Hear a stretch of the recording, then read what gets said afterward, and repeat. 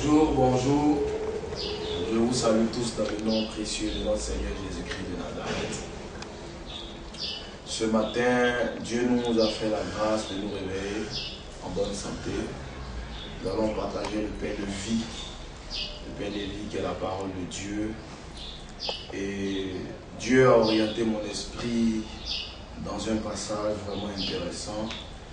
Et c'est sur ce passage-là qu'on va parler, qu'on va épiloguer. Nous allons prendre nos Bibles en Exode chapitre 1 au verset 8. Je vais faire donc rapidement la lecture. Il a dit au verset 8, « Il s'éleva sur l'Égypte un nouveau roi qui n'avait point connu Joseph.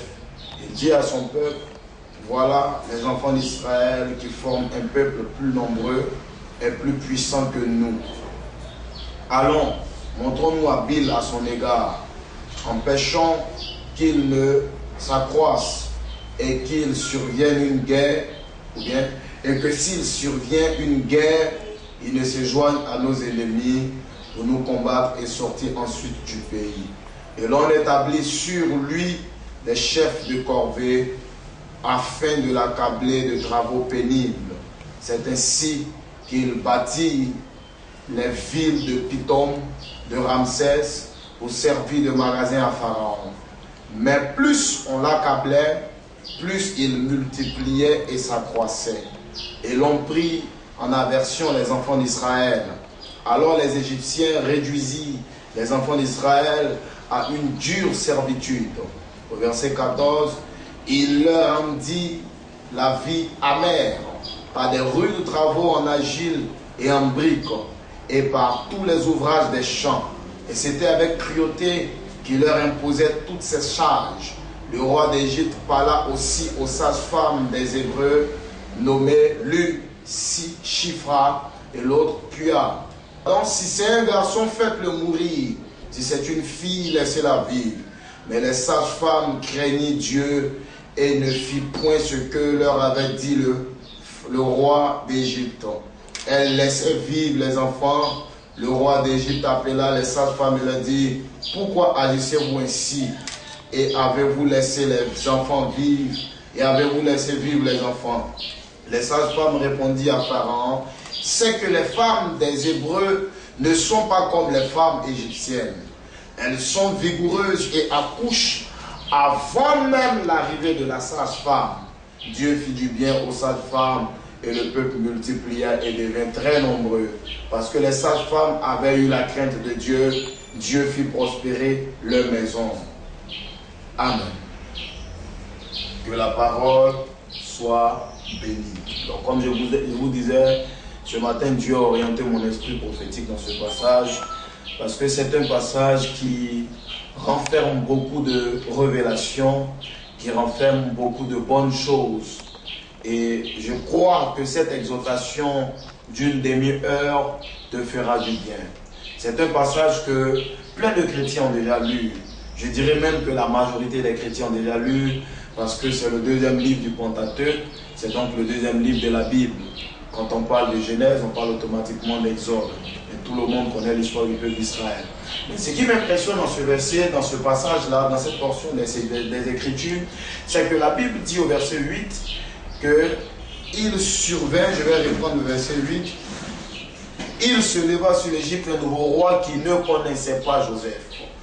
Donc quand la Bible introduit ce passage, cette portion de la Bible, par cette phrase, ça attire mon attention. Mais un jour, on aura l'occasion de parler de ce passage. Donc quand Pharaon vient, quand le nouveau Pharaon, quand le nouveau roi vient, il vient et il établit de nouveaux principes, de nouvelles lois, il établit un nouveau règlement sur le pays d'Égypte. Et quand il établit ce règlement sur le pays d'Égypte, il dit donc que tous les enfants d'Israël doivent être réduits à de durs travaux. La Bible dit que c'était difficile pour les enfants d'Israël. La Bible dit qu'ils ont été réduits en esclavage. La Bible dit qu'ils ont été réduits à des travaux. On leur a imposé des travaux trop difficiles. Et ces travaux-là leur ont permis de bâtir les villes de Pithom et de Ramsès qui ont servi de magasin au roi. Mais comme si cela ne suffisait pas, la Bible dit que le roi avait constaté une chose, que plus on accablait le peuple d'Israël, plus il multipliait. C'est alors que le pharaon a convoqué les sages-femmes qui faisaient accoucher les femmes des Hébreux et il leur a donné cette recommandation sévère. Il leur a dit que si les femmes des Hébreux mettent au monde un fils, vous le faites mourir. Si c'est une fille, vous la laissez vivre. Mais la Bible dit que les sages-femmes avaient la crainte de l'Éternel et elles ne laissaient pas mourir aucun des enfants des Hébreux. Quand c'était un garçon, elle le laissait vivre. Quand c'était une fille, elle le laissait vivre. Quand le pharaon les a convoqués une seconde fois, il leur a posé la question à savoir, pourquoi agissez-vous de la sorte? Elles ont répondu au pharaon, c'est que les femmes des Hébreux ne sont pas comme les autres femmes. Elles ne sont pas comme les Égyptiennes. Elles ne sont pas pareilles. Elles ont une chose sur leur vie que les femmes égyptiennes n'ont pas. Et cette chose qui est sur leur vie, c'est que quand elles sont en train d'avoir leur contraction et que nous les sages-femmes, nous venons, avant même que nous n'arrivions pour faire mourir le fils, elles ont déjà accouché. Elles ont déjà accouché. Quand j'ai lu ça pour la première fois, ça a attiré mon attention. Et Dieu a ouvert mon esprit, Dieu m'a enseigné sur la longueur d'avance. La longueur d'avance. Je disais un jour à quelqu'un, c'est bizarre, mais souvent, ça arrive à plein d'enfants de Dieu. Souvent, quand tu arrives chez un monsieur, un tel, un directeur d'entreprise, ou bien un parent que tu veux lui demander un service, quand tu lui demandes le service, il te dit, ah, si tu t'es passé un peu plus tôt, quelqu'un est passé la semaine dernière, et ce que j'avais réservé, je lui ai déjà donné. Ou bien quand tu vas déposer tes dossiers quelque part, on dit, ah, si tu étais passé le mois passé, on avait besoin d'un commercial, on a donné ce poste-là à une telle personne. Parce que la personne qui est venue avant toi a eu une longueur d'avance sur le temps. Et c'est cette longueur d'avance-là qui manque aux enfants de Dieu. Le Dieu que nous prions est un Dieu qui dévance les temps, qui dévance les circonstances, qui dévance les saisons. C'est le Dieu qui a toute la longueur d'avance. Avant que les femmes, les sages-femmes égyptiennes viennent faire mourir les enfants des femmes hébreux, la Bible dit que les femmes hébreux avaient déjà accouché.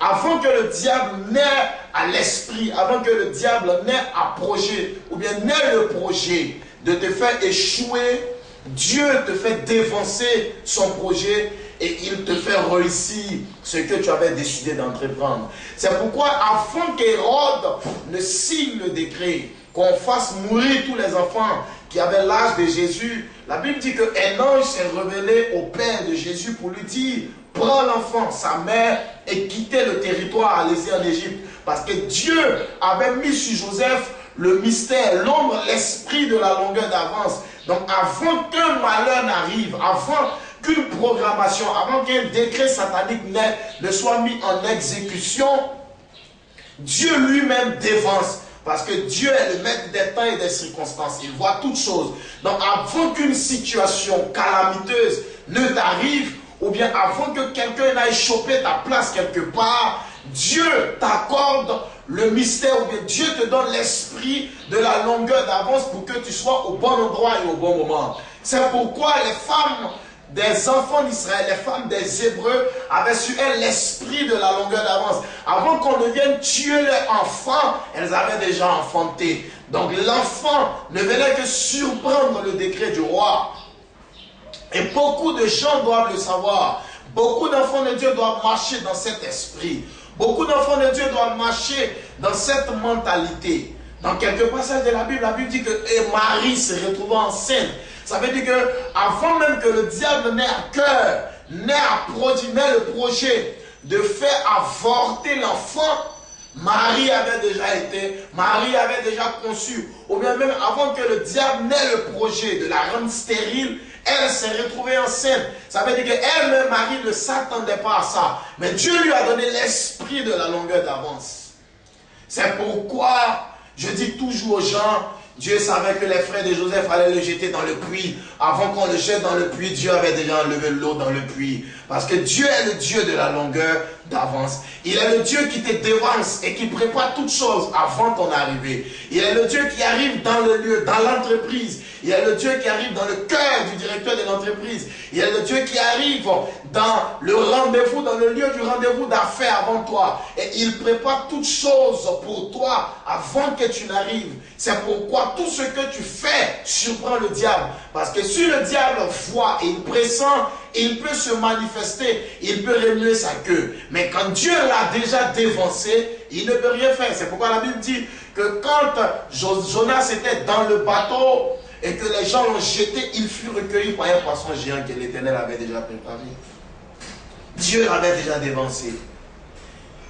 Et l'exhortation, le message que j'ai pour toi ce matin, c'est que désormais, avant toute chose, avant que quelqu'un ne passe avant toi, Dieu te donnera l'esprit de la longueur d'avance. Aucun événement ne te surprendra. Aucun retard dans toutes les bénédictions ne te surprendra. Tu ne seras plus en retard dans tes bénédictions. Quand tu iras demander un prêt, quand tu iras présenter un projet, on ne te dira plus « Ah, si tu étais passé un peu plus vite, quelqu'un est passé avant toi. » On ne te dira plus cela parce que Dieu te donnera de dévancer les temps. Dieu te donnera d'être un fils d'Issachar. Un jour, j'aurai l'occasion de vous enseigner sur le mystère des fils d'Issachar. La Bible dit que les fils d'Issachar avaient la science des temps et des saisons. Et tout le peuple d'Israël venait demander aux fils d'Issachar ce qu'ils devaient faire avant d'aller en guerre. Quand tu es un fils d'Issachar, aucune bénédiction ne t'échappe et aucune chose ne te surprend parce que tu dévances les choses. Tu sais déjà les choses, tu as déjà l'information avant que tout le monde n'ait l'information. C'est la différence entre le pauvre et le riche. Le riche a l'information de toutes les opportunités, alors que le pauvre n'a pas l'information de toutes les opportunités. Le riche, il a Canal 7 chez lui, il a le bouquet, il a toutes les chaînes. Le pauvre, il a le canal araignée chez lui. Il a au moins 12 ou 15 chaînes. Donc, ils ne sont pas au même niveau d'information. Donc, le riche, il a plusieurs fenêtres, plusieurs alternatives. Il a la longueur d'avance. Et celui qui a la longueur d'avance a toujours saisi les opportunités. L'opportunité appartient à celui qui attaque en premier. Et celui qui attaque en premier, c'est celui qui a la longueur d'avance. Je t'annonce ce matin que désormais, tu attaqueras en premier parce que tu auras la longueur d'avance. Avant que les sorciers de ta famille ne se lèvent pour pouvoir bloquer ton mariage, tu te seras déjà marié. Avant qu'ils se lèvent pour pouvoir bloquer ton voyage, tu seras déjà en Europe, tu seras déjà en Italie, en France. Avant que les sages-femmes égyptiennes arrivent, les enfants d'Israël avaient déjà accouché. Ce message et cette parole est certaine et elle s'attache à ta destinée. Sois donc béni, que la main de Dieu soit sur toi. Bonne journée à toi et excellent mardi à toi. Que Dieu nous bénisse.